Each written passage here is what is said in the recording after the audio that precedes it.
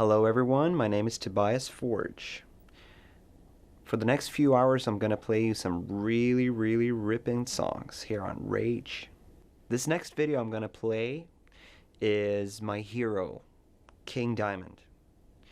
I sort of lack superlatives in order to explain how good and cool I think he is and the importance that he has had on myself and many of my friends, and I think our whole generation of metalheads. So without further ado, King Diamond. Next up is a German band again. One band that I think has been slightly overlooked over the years, not necessarily in the more hardcore heavy metal circles or circuits, but definitely in the overall memory of music history, where Scorpions have been more known for their big ballads. Their little brothers, Accept, is one of my favorite bands from that time, who are definitely gets way too little credit for their fantastic songwriting and their complete just ballsy nature. So here you go. Accept. Balls to the wall. Hi everyone, I'm Tobias Forge and you're watching Rage.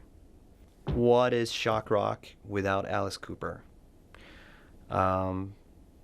Again, I lack the proper words to fully explain how extremely vital he has been for the whole genre of rock and roll, really. But also speaking from a context where I guess we are also a theatrical shock rock band, we wouldn't have been here had it not been for Alice Cooper. So, Alice Cooper. Next up is actually one of my songs. So here you go. Cats, brats, rats. In the 90s, there were a few bands that I liked a lot and still like to this day that are consecutively hard to niche. One band is Faith No More. Who knows what they play? No one knows, really. It's a synth band? No. Is it a heavy metal band? No, not really. It's just a really good rock band. Another band that I like to place next to Faith No More is Jane's Addiction. Another band that also are very hard to define what they are, if there is a need to define what bands are. But in the rock world, it is sometimes important. But I think that they have kept their elusive nature, and in the early 2000s they made a comeback with a new record out of nowhere, and this was one of the big hits from that record, and this is a song that I like a lot. So here you go, Jane's Addiction, Just Because. I've always been a big fan of a lot of different music. I've always had music playing on the radio in the kitchen, a little bit more selective maybe on my stereo. The records that I bought was listened through that, but I also recorded stuff that was on the radio, and I more than often watched TV and watched MTV. So there's always been a great influx of different songs and different bands and different artists in my life. One song that immediately, every time I hear it, it draws me back to a particular specific time, as many songs do, obviously, but this one in particular is that it's the summer of 1993. And I won't bore you with everything that happened in 1993 in my life, but every time I hear this song, I'm back. So here you go. Ordinary World. Next up is, I guess, one of the prime krautrock bands. Krautrock is a genre that some know what it is and some people do not know what it is. And it was basically art-oriented rock music, give or take, electronic rock from Germany in the 70s.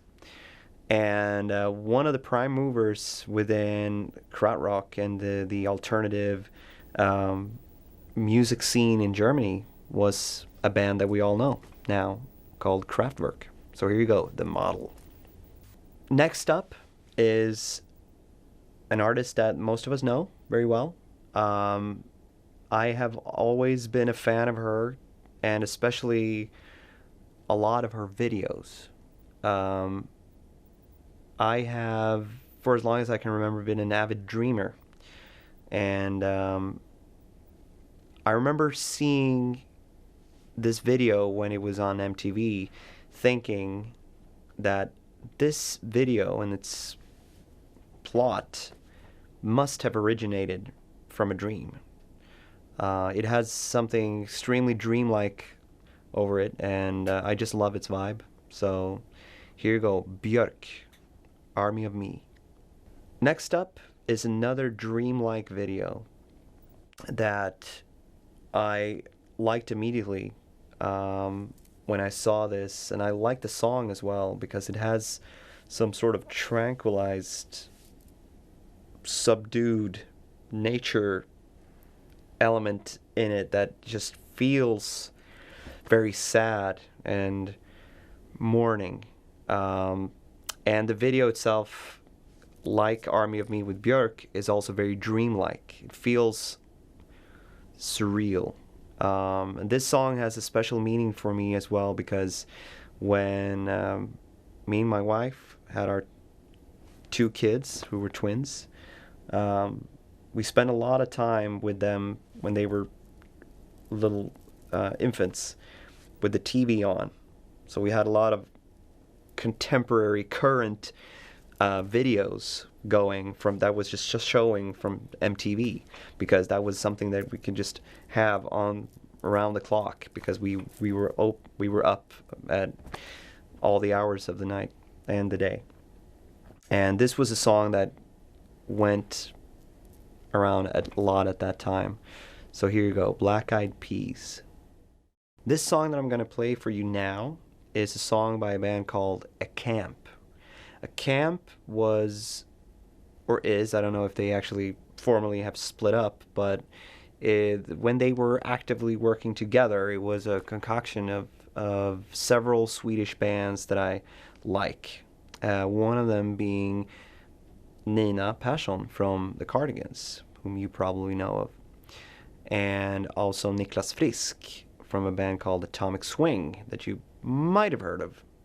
Niklas Frisk is a friend of mine who I've actually written songs together with, and he partook in the writing of one song on our latest record, the song Pro Memoria. In this band, A Camp, they did really nice pop songs, and they also did videos, and I do believe that another Ghost-related person did this video, or at least he did videos with them, and that's Amir Shamdeen, who directed 3 videos for us. So here you go, A Camp, I Can Buy You.